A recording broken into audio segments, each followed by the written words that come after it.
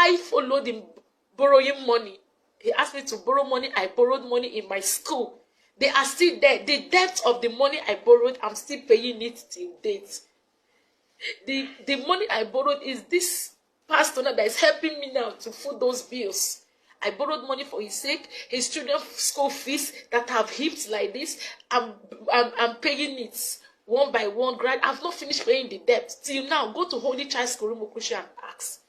They are all aware of the story. It didn't end there. Now, after everything, we come to that place. We come to the house where we are living right now. Now the thing is, feeding is a problem in the house. Ask Bright if he has given me upkeep since 11 years I've married him. Even if it is 5,000 naira upkeep, go and ask him. Go and ask Bright if he has done anything. But I don't complain. It's normal. He may not have it. I keep living my life the way I'm living it. I keep surviving the way I'm surviving it. It didn't stop there. This same Bright, after 1 year, I returned back to him. When he took me to the church, he has met one church he wants to be attending. I should leave Redeem and all that. I left Redeem. Now, the issue now is, at the end of it all, I came back. We started living outside the family. Brian started from where he stopped. He started the worst. The worst is that I shouldn't go to work. I should be a housewife. During the pandemic, I shouldn't go anywhere. He called people. He said it's men. That men are chasing me and chasing men. He saw anybody around me, he will nail them. He has done so many things.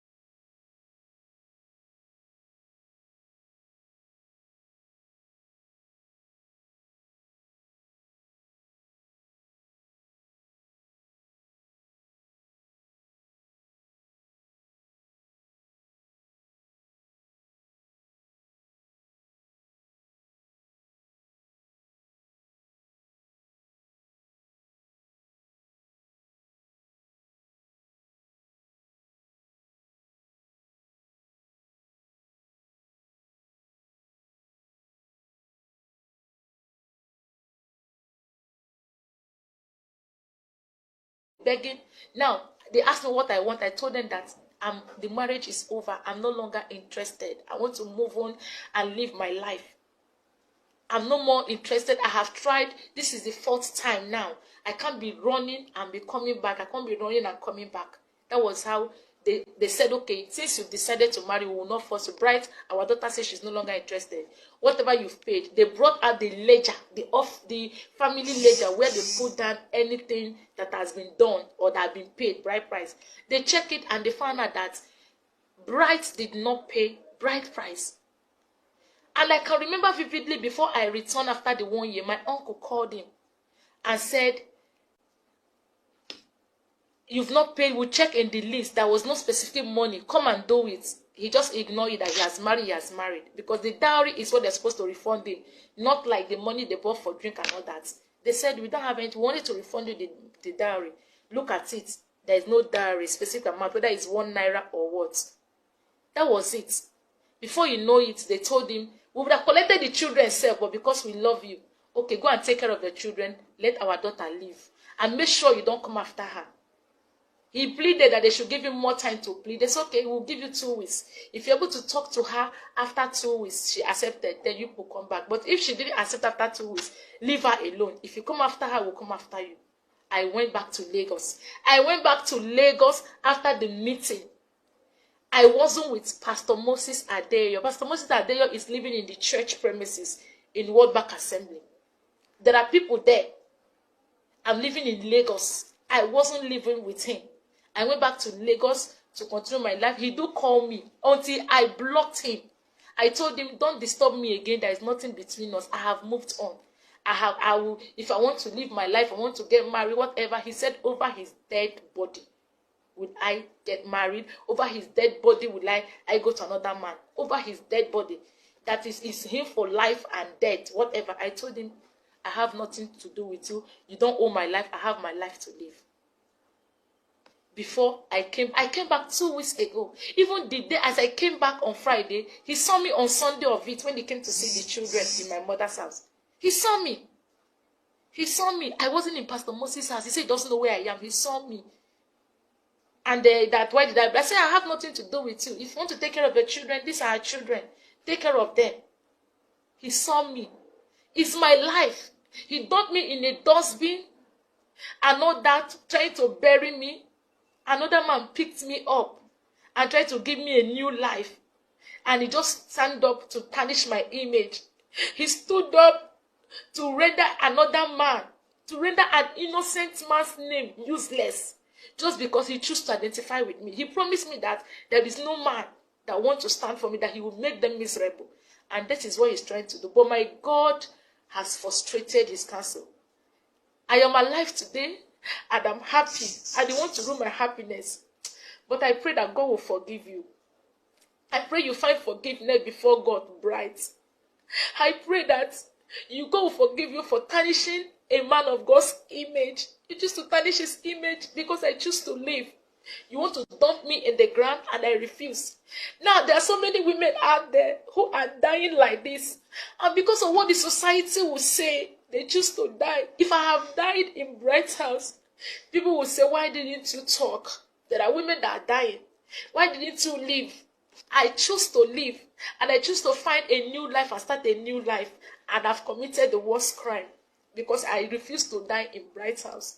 I refused to go through the same pain and torture. My children are going through so much emotional torture now because of his attitude and things he has done to them. But I don't want to put them in the picture. I didn't do this for you to believe me. I don't need your belief. I don't need your opinion. I don't need your support. But the same way you guys carry evil news to go viral in the social media, I want you to tell the world that I'm a woman that have strived to survive out of this storm for 11 good years. He knows 11 years of pain, 11 years of torture, 11 years of disgrace and humiliation, 11 years of pain, 11 years of crying at night. He will come back anytime, any day. I'll open the door for him. He will abuse me and call me a useless woman. All these things happen. Now the thing is, I choose to marry. I have the right to marry whoever I want to. If I found